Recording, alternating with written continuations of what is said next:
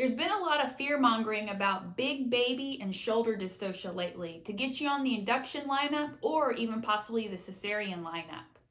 Dystocia means slow or difficult labor and delivery. And when you put shoulder in front of dystocia, it means your baby's shoulders are causing a slow and difficult labor and delivery. What happens is the baby's shoulders get caught on the pubic bone or possibly the sacrum, or it can actually get caught on both bones as your baby tries to cross your finish line. Hi, I'm Krisha, your natural birth trainer. If you have a birthing goal of a natural childbirth, click subscribe so I can keep you in the know about natural childbirth. The size of your baby does not contribute to shoulder dystocia. A 9 or 10 pound baby can have shoulder dystocia just as easy as a 6 or 7 pound baby. We want to look at mom's biomechanics of her body, the baby's position, and when we're actually pushing. Let's take a look at the biomechanics of mom's pelvis. So as we're carrying a baby, we have a tendency to have an anterior tilted pelvis for most of us. And sometimes we can have a very extreme anterior tilted pelvis, which will cause our belly to become pendulous and the baby will hang really far forward over the pubic bone, which actually increases the chances of a shoulder dystocia. Well, this can easily be fixed by moving the pelvis back to more neutral, which will help the baby become more midline.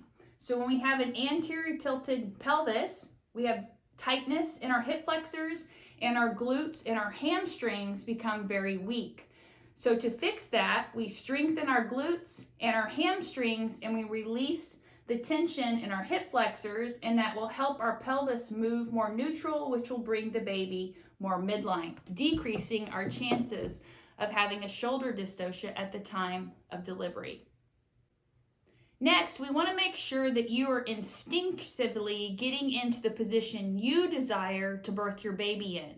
When you're moving and you're changing positions and you're helping your baby wiggle through your pelvis, this decreases your chances of shoulder dystocia. You have free range of movement with your body to help your baby rotate through and come across your finish line.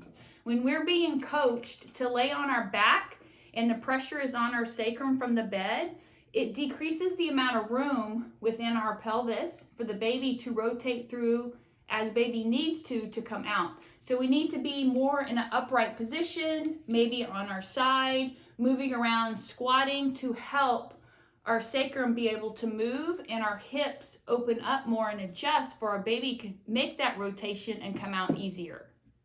And lastly is pushing too soon. We want to wait for the fetal ejection reflex to occur before we allow our baby to come out of our body. When our babies are still high in our pelvis, the top of the baby's head is lined up with the ischial spines. So your baby's in the mid-pelvis. And we start pushing at this stage, the baby is too high. We need to labor down some more and let the baby drop into the bottom of the pelvis to finish that rotation easier and come out, which decreases your chances of having shoulder dystocia. We want to pay attention to the biomechanics of your body, your baby's position, making sure you're birthing in the position that you want to with your instincts, and also not pushing too soon, waiting for your uterus to kick on that fetal ejection reflex because it's now ready to evict your baby from your body and your baby is ready to be born. This is how we avoid shoulder dystocia. Childbirth is set up for the survival of mom and baby.